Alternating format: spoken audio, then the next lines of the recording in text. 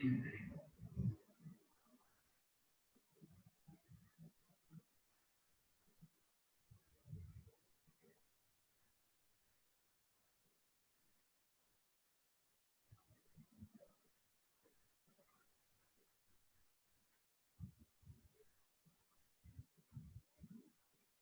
वालेकुम sir.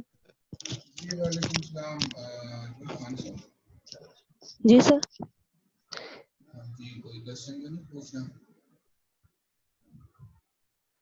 No sir, sir बस ये पूछना था कि जो आप प्रैक्टिकल करवा रहे हैं इनकी हम साथ साथ अगर कॉपी बना लें तो जो आप हमें पीपीटीज प्रोवाइड कर रहे हैं वही मटेरियल लिखना है, अगर हम लिखें तो कभी रहने दें, प्रैक्टिकल कॉपीज ना आप बन। लोगों ने कॉपीज नहीं बनानी, मैंने कॉपीज बनाने का नहीं कहा किसी को फिलहाल। मेरा ख्याल है ये मटेरियल्स आप अपने पास रखें और इसी को स्टडी करें, इसी को इसका बेशक आप प्रिंट ले लें और अपने पास रखें, इसको पढ़िएगा, ठीक है? कॉपी बनाने की ओके जरूरत सर, ओके सर, जज़ाकल्लाह सर। अच्छा जी।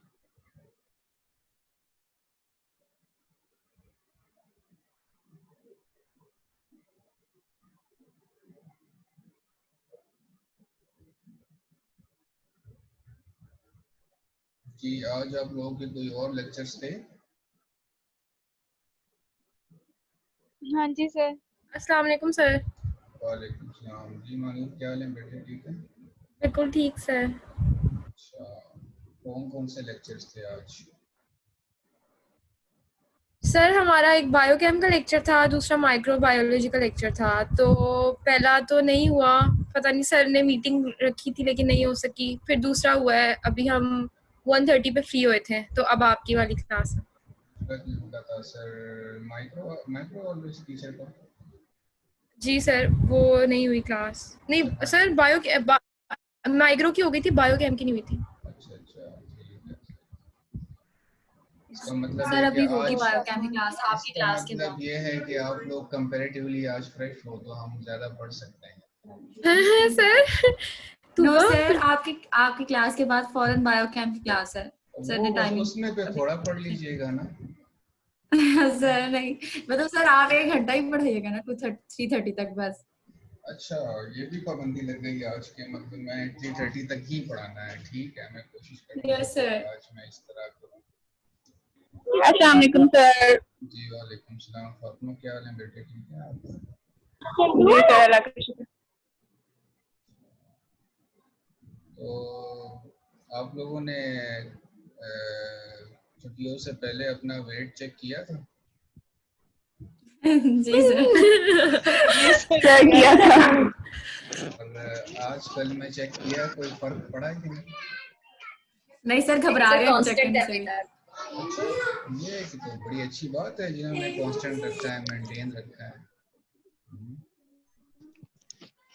असल में न्यूट्रिशनिस्ट होना फिर तो ये है फायदा, तो आप लोगों को कोई अच्छी सी जो है अपना डाइट प्लान कर लेते हो। बाय प्ले स्टेशन का मोनो बनाए कौन ऑफ करना।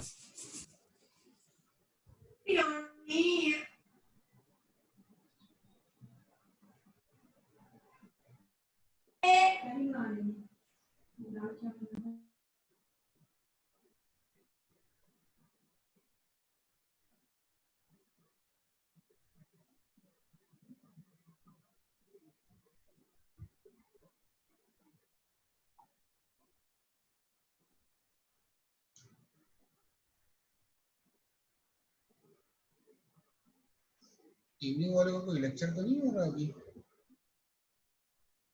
सर इवनिंग में बायोकेमिस्ट्री का ग्रुप बी का प्रैक्टिकल है 3:30 पे।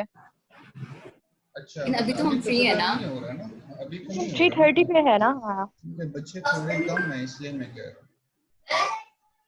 हूँ। सर नहीं, उससे पहले हम घंटा पहले फ्री हो चुके हैं। 1:30 में लास्ट लेक्चर था अभी सही हमारा। सही, ठीक है ठीक।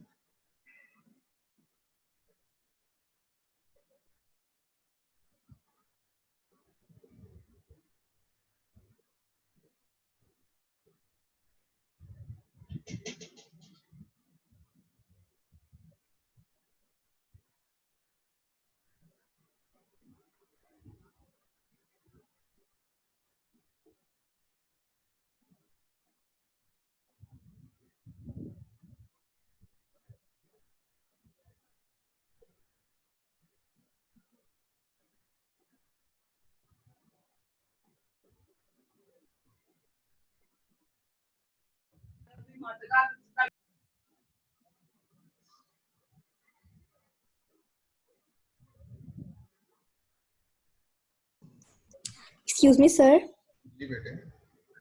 एक क्वेश्चन था। वो कल सर अकोमोडेशन का टॉपिक पढ़ रही थी बुक से ना, तो इनएक्टिव जब पोटेशियम कंसंट्रेशन ब्लड में ज्यादा हो जाती है तो इनएक्टिवेशन गेट क्यों क्लोज हो जाता है सर? ये तो बेसिकली नॉन, इसका कोई रीजन नहीं पता, लेकिन ये जो है चीज़ कंफर्म है कि जब कभी भी क्रोनिक कंडीशंस के अंदर, क्रोनिक वो होता है जो ज़्यादा देर के लिए रहता है। सो अगर ज़्यादा देर के लिए हाइपरकैलेमिक कंडीशन होगी, सो उसके दौरान क्या होता है कि जो मेम्ब्रेन पोटेंशियल है, रेस्टिंग मेम्ब्रेन पोटेंशियल, वो थ्रेशोल्ड पोटेंशियल के आसपास बड़े नज़दीक होता है, जिसकी वजह से जो इनएक्टिवेशन, जो सोडियम चैनल्स हैं, वोल्टेज रेटेड सोडियम चैनल्स, वो इनएक्टिव स्टेट के अंदर चले जाते हैं, मतलब उनका इनएक्टिवेशन गेट जो है वो क्लोज हो जाता है। रीज़न जो है बेटे इसका मुझे नहीं पता कि रीज़न इसकी क्या है। रीज़न इसकी यही क्रोनिक हाइपरकैलेमिया है। एग्जैक्टली क्या मैकेनिज्म है, क्यों बंद होते हैं, ये मुझे नहीं पता। इसका मैंने किसी जगह पढ़ा नहीं है, मैंने ट्राई किया है लेकिन मुझे किसी जगह आंसर नहीं मिला इसका। Okay sir. हाँ जी सर, कल भी इसका बहुत पढ़ा था, लेकिन इसकी ना कोई उन्होंने रीजन ही नहीं दी हुई थी। वो बस यही बार बार कही जा रहे थे कि सोडियम गेट्स या तो कम हो जाएंगे और या तो उसका इनएक्टिवेशन गेट बंद हो जाएगा। बस यही दो बातें यहाँ आ रही थी। तो यही होता है ना बाज़ औक़ात, बस अभी वो चीज़ें फिलहाल इतनी क्लियर नहीं है, मैकेनिज्म्स इतने क्लियर नहीं है, तो जहाँ पे क्लियर नहीं होते वहाँ पे बस फिर हम लोग चुप कर जाते हैं, फिर यही कहते हैं कि still we are searching for the real reason. तो सर बस मैंने ये पूछना था कि अगर वो मतलब सोडियम गेट्स कम हो गए या उसके इनएक्टिवेशन गेट जो सा होता है वो बंद रहता है, तो क्या मतलब वो ऊपर फिर वो स्लोली वेव बनती है जिसकी वजह से क्या कहते हैं मसल वीक हो जाएगा? नहीं, बनती नहीं है, एक्शन पोटेंशियल ही नहीं जाता। मसल वीक, मसल अपनी जगह पे होता है। देखो मसल जो है वो बेसिकली वर्क करता है in coordination with nervous supply, ठीक है, इसको हम कहते हैं न्यूरोमस्कुलर। जब कभी भी हम मसल को पढ़ते हैं तो हम मसल के अंदर जो भी डिफॉर्मिटी आती है तो उसको हम सबसे पहले उसकी नर्वस सप्लाई चेक करते हैं कि नर्वस सप्लाई के अंदर कोई प्रॉब्लम तो नहीं आई।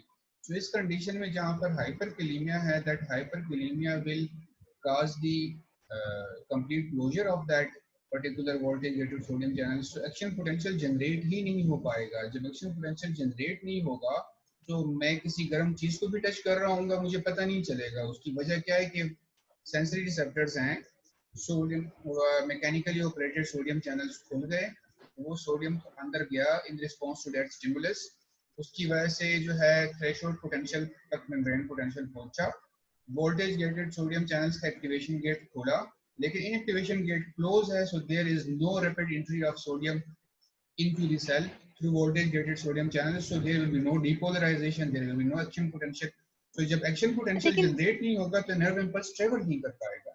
इस वजह से हम कहते हैं कि कल एक जगह पे लिखा हुआ था कि इनएक्टिवेशन गेट मतलब ये तो बंद हो जाता है, ये तो बुक में बात लिखी हुई थी ना, लेकिन वैसे बताया हुआ था कि सोडियम गेट्स भी कम हो जाते हैं, उसकी ओपनिंग भी कम हो जाती है, जिसकी वजह से सोडियम आहिस्ता आहिस्ता अंदर जाता है। तो मतलब हमें बहुत देर से पता चलता है, बहुत देर से एक्शन पोटेंशियल ना जनरेट होता है, वो वेव भी जो सा उसका मतलब उसकी क्रेस्ट होती है वो कम हो जाती है, मतलब पीक उसकी कम हो जाती है, कुछ इस तरह की भी बात। जी, वो इस तरह से कह रहे हैं कि जब परसिस्टेंटली स्टिमुलस जनरेट होगा ना, परसिस्टेंटली स्टिमुलेट करेंगे उस पर्टिकुलर ऑर्गन को, तो उसकी वजह से जो सोडियम इन्फ्लक्स हो रही है through mechanically operated sodium channels, तो वो जो हो रही है वो इतनी होती है कि वो मेम्ब्रेन पोटेंशियल को समहाउ लेके जाती है, लेकिन वो एक्शन पोटेंशियल एग्जैक्टली जनरेट नहीं होता, लेकिन स्लो वेव्स जनरेट होती हैं। वो स्लो वेव्स जो हैं वो कुछ हद तक जो है वो मैसेज को ट्रांसफर कर देती हैं, लेकिन सिंपली कहने का मतलब ये है कि उसमें चांसेस उन पेशेंट्स में सारे वोल्टेज गेटेड सोडियम चैनल्स जो है वो इनएक्टिव स्टेट में नहीं गए होते, कुछ थोड़े बहुत जो होते हैं वो मतलब बच गए होते हैं उस इनएक्टिवेशन स्टेट में जाने से। सो वो जो थोड़े से बच गए होते हैं वो somehow action potential जनरेट कर देते हैं, but that requires a high intensity of stimulus as compared to the normal stimulus, ठीक है, तो उस केस में हो सकता है। Thank you so much sir. अच्छा जी, थैंक यू सर। वेलकम। तो बेटे आज का हमारा जो लेक्चर है उसमें हमने डिस्कस करनी है 2-3 इम्पोर्टेंट जो हमारे कॉन्सेप्ट्स हैं। उसको हम डिस्कस करेंगे। और इससे पहले कल के लेक्चर में हमने रिफ्रैक्टिव पीरियड डिस्कस किया था और फिनोमेनन ऑफ एकोमोडेशन डिस्कस किया था। सो आज ये एक क्लिनिकल सिनेरियो है। ये क्लिनिकल सिनेरियो मेरा ख्याल है आप लोगों ने पढ़ लिया होगा, अगर आपके पास पीपीटीज तो मैंने आपको भेज दी थी। तो उसमें ये देखें, आपको एक दफ़ा इसको पढ़ें क्या लिखा हुआ है इसके अंदर। और इसमें जो ये जो कंडीशन है ये बिल्कुल एग्जैक्टली डिपेक्ट करती है आपका हाइपरकैलेमिया, जो हाइपरकैलेमिया हमने डिस्कस किया था। सो ये बेसिकली इसकी इस कंडीशन की जो डायग्नोसिस है ना, that is actually the hyperkalaemia and what is it's pathophysiology. So you must जो है आप अभी जो है इस टाइम पे मेरा ख्याल है इस पोजीशन में अब होंगे कि you will be able to explain its pathophysiology के यहाँ पे ये जो पैरालिसिस हो रही है हाइपरकैलेमिया की वजह से ये क्यों हो रही है। सो अभी आप लोग मेरा ख्याल है आप इसको समझाने की और कोई ज़रूरत नहीं है, आप लोग इस क्वेश्चन को खुद ही सॉल्व कर सकते हो। तो इसको आप देख लीजिएगा, फिर भी कोई प्रॉब्लम होगी तो फिर मैं आपको दोबारा बता देता हूँ। But this is what we discussed yesterday, ठीक है। उसके बाद आज का जो हमारा लेक्चर है बेटे, इसमें हम मेनली फोकस करेंगे जो कल दो तीन चीज़ें रह गई थी। एक तो वो था कि हमने डिस्कस किया था कि जो न्यूरॉन्स हैं वो आपस में बातें कैसे करते हैं, how they talk to each other, what is their mode of communication with each other, वो एक दूसरे से बात किस तरह से करते हैं। तो सबसे पहले हम इस पे आते हैं। तो फॉर एग्जांपल मेरे पास एक न्यूरॉन है ये, ठीक है, और सेंसिड ये न्यूरॉन है और ये न्यूरॉन का जो है एक्सोनल एंड है, और फिर इस तरह से ये एक दूसरा न्यूरॉन है और ये उस तरह से इसकी जो है एक्सोन है, ठीक है।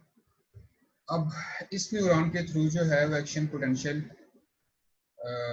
इस न्यूरॉन के थ्रू एक्शन पोटेंशियल जो है वो ट्रेवल कर रहा है अलोंग द मेम्ब्रेन, ठीक है।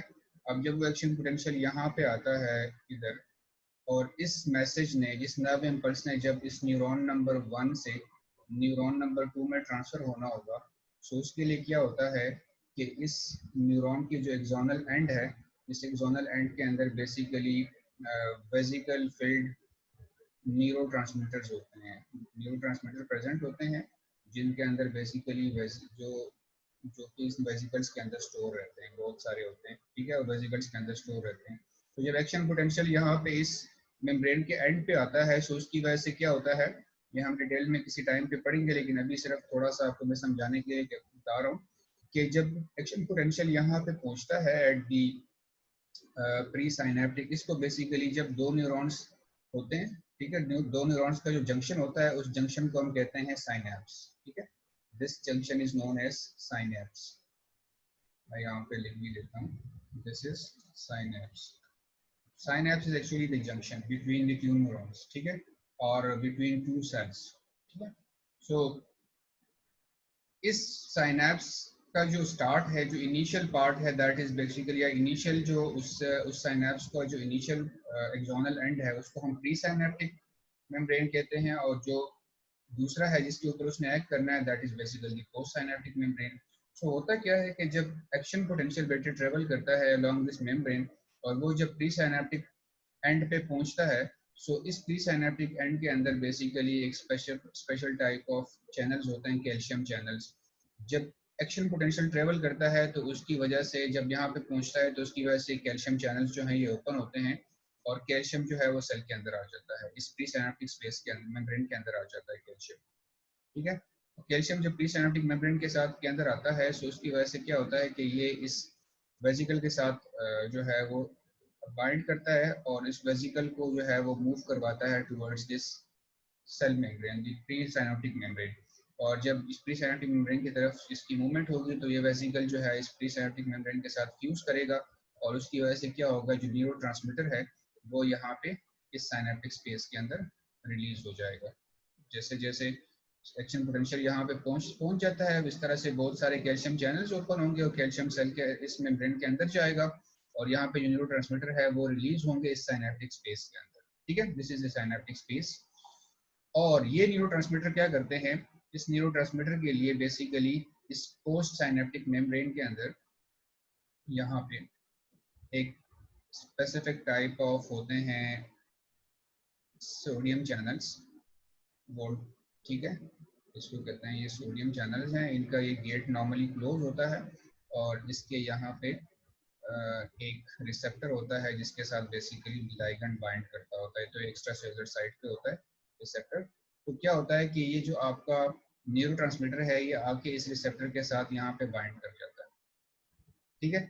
जैसे रिसेप्टर के साथ बाइंडिंग होती है तो उसके रिस्पॉन्स में क्या होगा कि जो आपका ये जो चैनल्स हैं, ये जो चैनल है जिसको हम basically ligand operated sodium channel कहते हैं, ये खुल जाता है, ठीक है। और जैसे लाइगेंड ऑपरेटेड सोडियम चैनल खुलता है तो उसकी वजह से क्या होता है कि फिर सोडियम की जो इन्फ्लक्स है वो शुरू हो जाती है, इस सोडियम की इन्फ्लक्स शुरू हो जाती है यहाँ पे। सो बेसिकली वो जो नर्व इम्पल्स था, जो एक्शन पोटेंशियल था, वो एक नर्व से दूसरे नर्व में ट्रांसफर हो जाता है। सो इनिशियली क्या हुआ, action potential is basically electrical wave या electrical energy which is converted into chemical energy, and that chemical energy is again converted into electrical energy, and then the action potential travels along this membrane, this other nerve membrane, ठीक है, इस तरह से आगे travel करता है। So this is one mode of communication in which is through with the help of this chemical, ठीक है। So इस वजह से इस टाइप ऑफ कम्युनिकेशन को हम कहते हैं, या इस टाइप ऑफ जंक्शन को हम कहते हैं chemical synapse. Chemical synapse, chemical synapse is basically वो साइनेप्स होता है, वो जंक्शन है जिसमें बेसिकली जिसमें एक्शन पोटेंशियल एक नर्व से दूसरे नर्व में जो ट्रांसफर होता है वो through this chemical, through the release of chemical जो है वो एक्शन पोटेंशियल एक नर्व से दूसरे नर्व में ट्रांसफर होता है। सो उस टाइप ऑफ कम्युनिकेशन को हम, न्यूरॉनल कम्युनिकेशन को या सेल टू सेल कम्युनिकेशन को बेसिकली हम कहते हैं केमिकल साइनेप्स, ठीक है। So this is one type of one mode of communication, ठीक है, बिटवीन दी न्यूरोनल सेल्स या between this nerve and muscle cell, ठीक है। ये एक मोड ऑफ कम्युनिकेशन है और इसकी जो कॉमन एग्जांपल है, ये हमारे पास इसकी कॉमन एग्जांपल है न्यूरोमस्कुलर जंक्शन। इसकी एग्जांपल है न्यूरोमस्कुलर जंक्शन,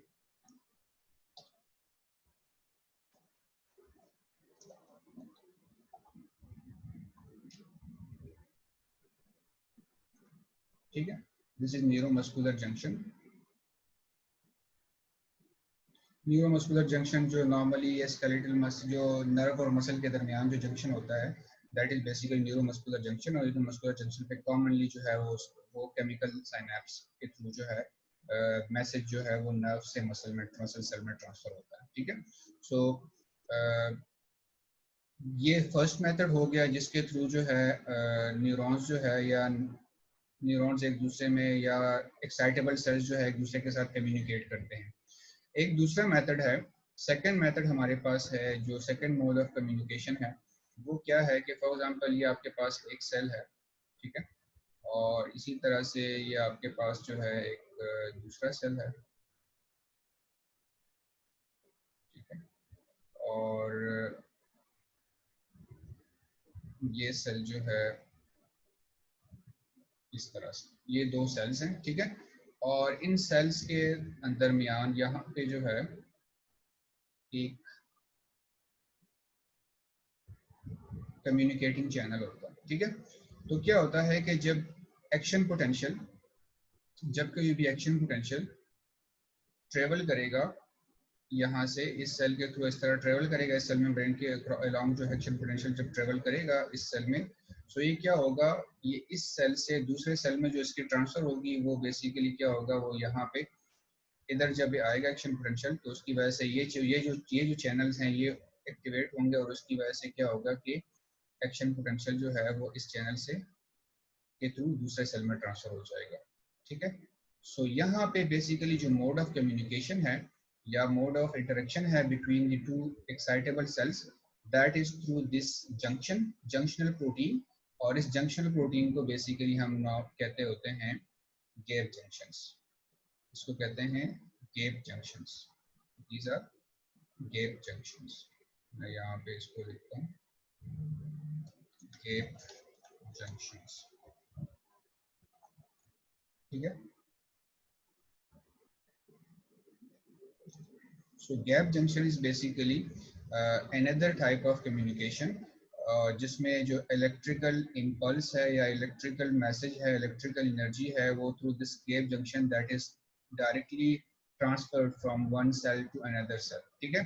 So इसमें basically जो mode of communication था वो electrical ही रहा। इसने क्या किया, electrical impulse को ही एक सेल से दूसरे सेल में ट्रांसफर कर दिया।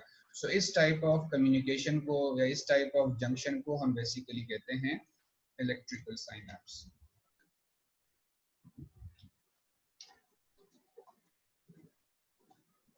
Electrical synapse. ठीक है। सो और जो सबसे ज्यादा कॉमन एग्जांपल है इलेक्ट्रिकल साइनैप्स की, that is actually present in the cardiac cell, cardiac muscle cells. Cardiac muscle cells के अंदर होता है। और इसके अलावा अगर आप सिंगल यूनिट स्मूथ मसल्स की बात करें, सिंगल यूनिट स्मूथ मसल्स, इनके अंदर बेसिकली आपको इलेक्ट्रिकल साइनैप्स मिलेगा। ठीक है। सो इलेक्ट्रिकल साइनैप्स में क्या होता है कि एक्शन पोटेंशियल जो यहाँ पर जनरेट हुआ था वो उसी फॉर्म में, इलेक्ट्रिकल एनर्जी के फॉर्म में, वो एक सेल से दूसरे सेल में ट्रांसफर होता है with the help of these junction proteins, जिनको हम गैप जंक्शंस कहते हैं। ठीक है। So this is the second mode of communication between the cells. ठीक है। सो हमने अभी तक जो है जो चीजें डिस्कस की वो हमने बेसिकली डिस्कस की सेलुलर कम्युनिकेशन।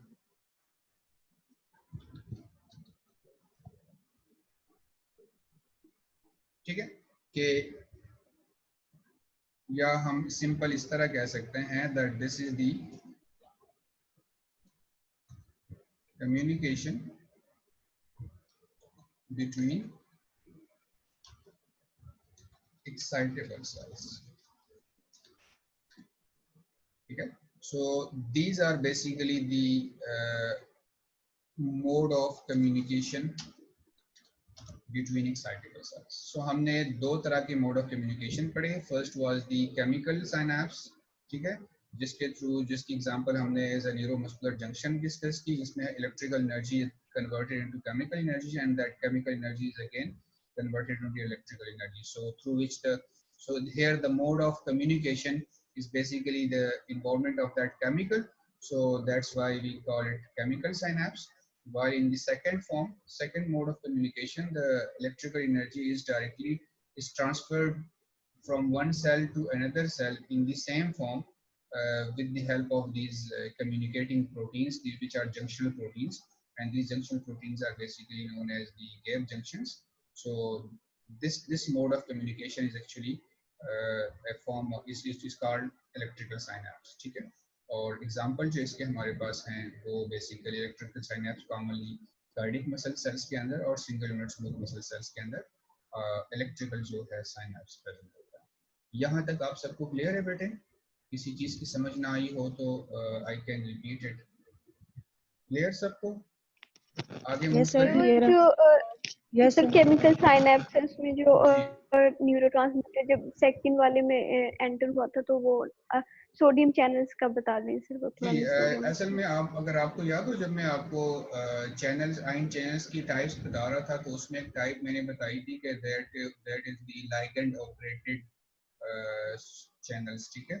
सो लाइगेंड ऑपरेटेड चैनल्स वो वाले ये वाले हैं जो कि बेसिकली पोस्ट सिनेप्टिक मेम्ब्रेन के ऊपर हैं और इसके आउटर साइड पे ऐसा एक रिसेप्टर होता है। ठीक है।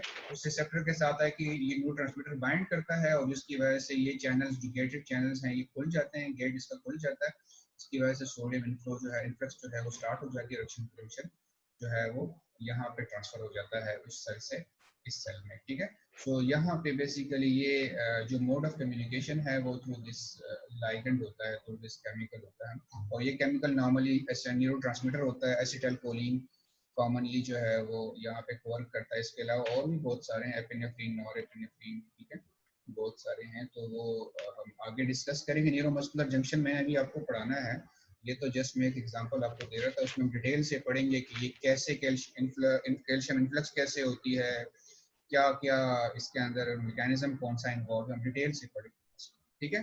सो यहाँ पे मैं जैसे एग्जांपल बता रहा हूँ। यस चलें जी, यस अब हम मूव करते हैं दूसरे स्टेप पे, और हम जो लास्ट हमारा लर्निंग ऑब्जेक्टिव था, that were the factors affecting the speed of conduction, speed of impulse conduction.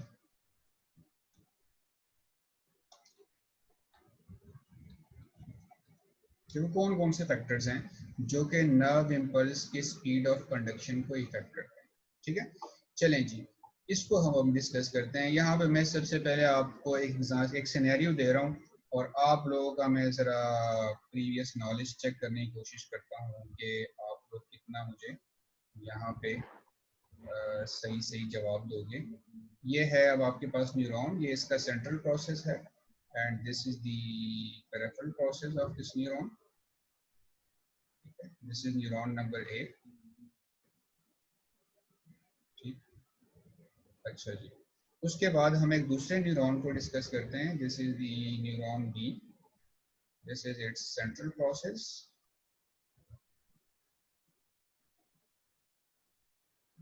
and this one is its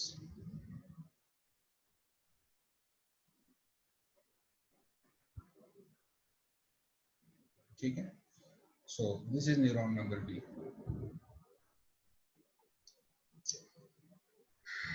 इन दोनों न्यूरॉन्स में apparently आपको डिफरेंस क्या नजर आ रहा है, क्या फर्क है एरिया का, किस चीज का? एरिया विड्थ, मतलब डायमीटर का, आप डायमीटर कहना Yes, चाहते हैं, sir. डायमीटर है। Yes, तो sir. इसका मतलब है कि neuron A has less diameter as compare to neuron B, इस तरह हम कह सकते हैं। सो अब सेकंड क्वेश्चन मेरा ये है कि speed of conduction neuron number A में ज्यादा होगी या न्यूरॉन नंबर बी में ज्यादा होगी? बी में, बी में ज्यादा होगी। कौन कह रहा है? फातिमा कह रही है बी। फातिमा आप क्या कह रहे हो? बी में है, बी में ज्यादा होगी। और ए में कौन कौन कह रहा है कि ए में ज्यादा होगी? हंसा कह रही है कि ए में ज्यादा हो रही है, ठीक है। अच्छा, बख्तावर क्या कह रही है? बी में ज्यादा होगी। वजह जो कह रहे हैं बी में ज्यादा होगी, उसकी क्या वजह है? तो उसकी वेट ज्यादा है, तो ये सर, तो उसके अंदर वो ज्यादा होंगे रिसेप्टर्स वगैरह, और वो जो विड्थ से तो रिसेप्टर नहीं ज्यादा होते, वो तो मेम्ब्रेन के अंदर होते हैं। सो देखो लेंथ तो दोनों की सेम है, ये थोड़ा सा मुझसे लंबा हो गया लेकिन लेंथ दोनों की सेम है, सिर्फ डायमीटर में फर्क है, बस लेंथ दोनों की सेम है। सर क्रॉस सेक्शनल एरिया ज्यादा है तो रेजिस्टेंस कम होगी ना? बिल्कुल, जो सबसे इम्पोर्टेंट बात है यहाँ पे देखें, जो स्मॉल न्यूरॉन्स होंगे, जो स्मॉल डायमीटर वाले न्यूरॉन्स होंगे, उसमें बेसिकली मूवमेंट ऑफ जो आयनिक चेंजेस हैं, जो electrical change, chemical electrochemical changes हैं, वो होते हुए उनको ज्यादा रेजिस्टेंस मिलेगी, because there is less cross section area as compare to the large neurons with larger diameter, जिसके अंदर इलेक्ट्रिकल केमिकल चेंजेस को जो है वो कम रेजिस्टेंस मिलेगी। सो स्पीड ऑफ कंडक्शन जो है वो फास्ट होगी in large nerve fibres. Large का मतलब, हम जब लार्ज नर्व फाइबर्स की बात करते हैं तो हम लंबों की बात नहीं करते, हम बेसिकली कहते हैं nerve fibres with greater diameter, those are basically large nerve fibres. So हम यहाँ पे एक पॉइंट यहाँ पे क्लियर कर देते हैं कि लार्ज नर्व फाइबर्स, मैं इसको LN कहता हूँ, large nerve fibres has large nerve fiber has greater speed of conduction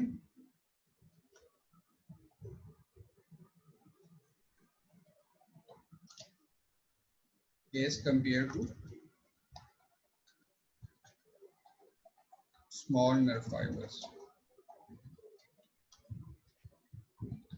And the reason क्या है? Because large nerve fiber has large cross section area, so there will be less resistance faced by the electrochemical changes occurring across the cell membrane, so the speed of conduction will be higher as compared to the neuron with small cross sectional area, so there will be more resistance to the electrochemical changes that occurs during the action potential, so the nerve conduction speed will be slow in those nerves. ठीक है, चलें अब हम तो अब यहाँ पे तो एक चीज हमें क्लियर हो गई कि लार्ज नर्व न्यूरॉन्स के अंदर, लार्ज नर्व फाइबर्स के अंदर स्पीड ऑफ कंडक्शन ज्यादा होगी और स्मॉल के अंदर कम होगी। अब देखें, अगर लार्ज के अंदर ज्यादा है, इसका मतलब यह है कि वो न्यूरॉन्स जिसमें हमें बहुत वो वाले स्टिमुलस या वो वाला रिस्पॉन्स जिसका हमें बहुत क्विक रिस्पॉन्स चाहिए, सो उसमें फिर हमें मैसेज जो सेंसरी नर्व लेके जा रही है, जॉन्सी नर्व, वो मैसेज भी जो है वो उतनी तेजी से उसके अंदर जाना चाहिए, क्योंकि रिस्पॉन्स हमें बहुत जल्दी चाहिए उसका। सो उस केस में क्या होगा, फिर लार्ज नर्व फाइबर्स काम करेंगे। अगर लार्ज नर्व फाइबर्स वहां पे होंगे, जैसे जैसे आप स्पीड बढ़ाते जाएंगे, ठीक है, वैसे वैसे क्या होगा, वैसे वैसे उसका डायमीटर भी बढ़ना चाहिए। सो इसका तो फिर मतलब ये है कि जब हम डायमीटर बढ़ाएंगे, ज्यादा डायमीटर बढ़ाएंगे, तो हो सकता है कि एक न्यूरॉन का साइज जो हो मेरे बाजू से, मेरे हाथ से भी बड़ा हो जाए। सो ये तो कि क्लेवर मैकेनिज्म नहीं है कि ऐसा सिस्टम हो कि जिसके अंदर जो है अगर हम नर्व कंडक्शन स्पीड हमें बढ़ानी हो तो हमें लार्ज नर्व फाइबर्स के अंदर चूंकि ज्यादा होती है, सो हम नर्व फाइबर्स का डायमीटर बढ़ा दें, जिसकी वजह से फिर हमारे पास स्पीड ऑफ कंडक्शन ज्यादा हो। सो और उसके बढ़ाने से वो क्या होगा कि वो तो फिर हमारा इतने बड़े जो है डायमीटर के नर्व फाइबर्स बन जाएंगे कि वो हो सकता है कि मेरे हाथ से भी बड़े हों। ठीक है, सो इस तरह से इसको सॉल्व करने के लिए, इस प्रॉब्लम को सॉल्व करने के लिए नेचर ने क्या किया, नेचर ने एक दूसरे तरह का एक मैकेनिज्म बनाया, जिसको मैं आपको ये बताने लगा हूँ। ये देखें, फॉर एग्जांपल उसी तरह का ये मेरे पास एक न्यूरॉन है और ये इसका जो है सेंट्रल प्रोसेस है और ये इसका जो है पेरिफेरल प्रोसेस है, और इसको मैं थोड़ा सा यहाँ पे ऐसे इनलार्ज कर देता हूँ। ठीक है, ये हमारे पास एक न्यूरॉन है, सही। अब क्या हुआ, आपके पास नर्वस सिस्टम के अंदर जो है एक स्पेसिफिक टाइप ऑफ सेल्स होते हैं जिनको हम कहते हैं श्वान सेल्स। ठीक है, श्वान सेल्स जो हैं वो क्या करते हैं, these cells are responsible, these cell actually causes the myelination। ये माइलिनेशन करती है। माइलिनेशन जो है वो क्या होती है, फॉर एग्जांपल आपको ये फॉर एग्जांपल ये श्वान सेल है, ठीक है, मैंने एक श्वान सेल लिया, ठीक है, और इस श्वान सेल को जनाब मैंने रखा और इसको मैंने इस तरीके से प्रेस किया। जब मैं इसको प्रेस करता हूँ इस तरीके से, इसको बिल्कुल मैं सीधा प्रेस कर लेता हूँ, तो उसकी वजह से क्या होगा, इसके जो न्यूक्लियस है वो एक साइड पे चला जाएगा और इसकी जो सेल मेम्ब्रेन्स हैं दोनों, मैं आपको नजर आ रहा हूँ बेटे, आप लोगों को मेरा हाथ नजर आ रहा है आपको? जी सर। तो क्या होगा कि जब मैं उसको सेल को प्रेस करूंगा ऐसे, तो फिर क्या होगा कि दोनों जो सेल मेम्ब्रेन्स हैं वो आपस में ऐसे जुड़ जाएंगे, ऐसे बिल्कुल फ्लैट एक कागज सा हो जाएगा। ठीक है, अब एक कागज जब होगा तो क्या होगा कि श्वान सेल्स नॉर्मली बिल्कुल इस तरह से एक जो है एक फ्लैट जो है लंबी सी एक शीट होती है, वो शीट लाइक सेल्स होते हैं। ठीक है, अब वो क्या होगा कि फॉर एग्जांपल ये मेरे पास जो है दिस इज द एक्सॉन, ठीक है, और इस एक्सॉन के इर्द गिर्द क्या करेंगे हम कि ये श्वान सेल जिसको मैंने इस तरह से प्रेस किया है, ठीक है, प्रेस करने के बाद क्या होगा, ये श्वान सेल इस तरह से इन एक्सॉन्स को ऐसे जो है इस तरह से सराउंड करना शुरू करेंगे, इसके इर्द गिर्द ऐसे लेयरिंग करेंगे। ठीक है, this is basically myelination, this is myelination. ठीक है, दिस माइलिनेशन के नतीजे में क्या होता है, ये जो माइलिन शीट है ये बेसिकली सेल मेम्ब्रेन है एक तरह की, और सेल मेम्ब्रेन आपको पता है लिपिड इन नेचर है, और जो आपके आयंस हैं और जो आपका जो इलेक्ट्रोलाइट्स हैं वो तो बेसिकली वाटर सॉल्युबल है। सो क्या होगा कि ये जो माइलिन शीट है, मैं आपको यहाँ पे जिस तरह मैंने आपको यहाँ पे दिखाया, इस तरह से अगर मैं आपको यहाँ पे इस न्यूरॉन के गिर्द गिर्द बताऊं तो ये माइलिन शीट क्या करेगी, ये इस तरह से यहाँ पे इसके इर्द गिर्द ऐसे इसको सराउंड करना शुरू कर देगी ऐसे, ठीक है। सो ये एक शीट बन गई। इस तरह से दूसरी माइलिन शीट जो है श्वान सेल आया, उसने दूसरी जगह पे ऐसे माइलिनेशन की ऐसे, ठीक है। और ये जनाब आपके पास दूसरी माइलिन शीट बन गई।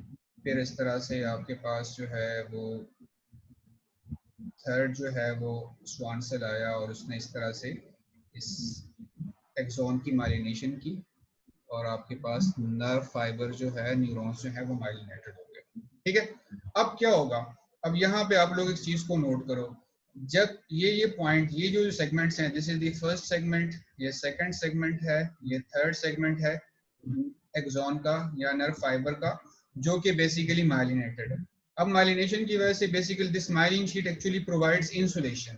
जब इंसुलेशन होगी सो, और ये चूंकि लिपिड लेयर है जो कि बेसिकली स्फिंजो लिपिड्स होते हैं इसके अंदर ज्यादातर, तो क्या होगा कि इस एरिया के थ्रू जो है वो कंडक्शन तो हो नहीं पाएगी, बिकॉज यहाँ पे जो मूवमेंट ऑफ चार्जेस है वो इस पार्ट के थ्रू तो नहीं हो पाएगी। सो हमारे पास ये दरमियान में छोटे छोटे जो है वो पेचेस से बन जाएंगे, छोटे छोटे से जो है वो नोड्स से बन जाएंगे। इन स्मॉल एरियाज को जहाँ पे इंसुलेशन नहीं होती between the to sheets of myelin sheath, जो स्मॉल एरियाज हैं जो अनमाइलिनेटेड हैं, इनको बेसिकली हम कहते हैं nodes of Ranvier. Nodes of Ranvier. और ये नोड ऑफ रेनवियर जो है, इन नोड्स के थ्रू ही बेसिकली यही एरिया है जहां पे बेसिकली आपको वोल्टेज गेटेड सोडियम और वोल्टेज गेटेड पोटेशियम चैनल्स मिलेंगे। वोल्टेज गेटेड सोडियम और वोल्टेज गेटेड पोटेशियम चैनल्स में रेड को जो है वो पोटेशियम चैनल्स से कर रहा हूँ, और ये जो आपके पास ब्राउन कलर है ये बेसिकली है सोडियम चैनल्स, ये वाले वोल्टेज गेटेड सोडियम चैनल्स।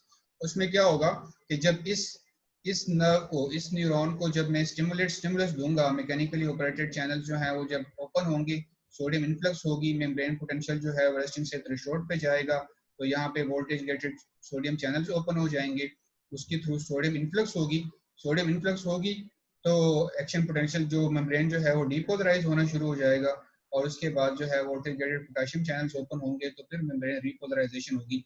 सो मैंने आपको एक बात बताई थी कि एक्शन पोटेंशियल जनरेशन के लिए तो basically voltage gated sodium channels required हैं, ठीक है। और लेकिन जो वो एक पेज से दूसरे पेज में ट्रांसफर होने के लिए क्या होता है कि फिर ऐसे तो नहीं, अब ये जो पॉइंट है जो माइलिनेटेड पोर्शन है, इस माइलिनेटेड पोर्शन के अंदर वोल्टेज गेटेड चैनल्स नहीं है। जब वोल्टेज गेटेड चैनल्स हैं नहीं तो फिर क्या होगा, इसका मतलब ये है कि सिर्फ एक्शन पोटेंशियल यहाँ पे जनरेट हुआ तो how this action potential will travel. So फिर जो इसकी ट्रेवलिंग है वो बेसिकली किस तरह से होती है कि जो सोडियम सेल के अंदर आया था इस वोल्टेज गेटेड सोडियम चैनल के थ्रू, वो बेसिकली मूव करता है और वो आके यहाँ पे इस वोल्टेज गेटेड सोडियम चैनल को एक्टिवेट करता है, जिसकी वजह से सोडियम इन्फ्लक्स शुरू होती है, और फिर यहाँ पे सोडियम एंटर हुआ है वो अगले वोल्टेज गेटेड सोडियम चैनल को एक्टिवेट करता है। तो एक तरह से क्या आप देख रहे हो, एक जंपिंग पैटर्न के अंदर बेसिकली आयंस जो है वो मूव कर रहे होते हैं। और अगर आपको याद हो, मैंने आपको बताया था कि सोडियम जब सेल के अंदर एंटर होता है तो ये साइड वाइज भी मूव करता है, और साइड वाइज जो इसकी मूवमेंट होती है वो maximum up to 1 to 2 millimetre होती है, 1 से 2 millimetre it can travel side wise, ठीक है। तो अब क्या है, ये जो आपके पास माइलिन शीट्स है ना, ये जो माइलिन शीट्स के पैचेस हैं, बख्तावर अपना माइक्रोफोन बेटे म्यूट कर दो, आपके पीछे कोई वॉइस आ रही है तो वो डिस्टर्बेंस कॉज कर रही है। अच्छा, तो जब ये जो आपके पास माइलिन शीट्स है ना बेटे, ये जो आपके पास पैचेस बने हुए हैं, इनकी जो लेंथ होती है वो बेसिकली 1 to 2 मिलीमीटर होती है, इससे ज्यादा नहीं होती। नेचर ने इतना इंजीनियसली जो है इसको बनाया हुआ है। सो इसकी वजह से क्या होता है कि इसकी जो लेंथ है 1 to 2 मिलीमीटर है। So this 1 to 2 millimeter distance can be easily traveled by the incoming sodium through voltage gated sodium channels.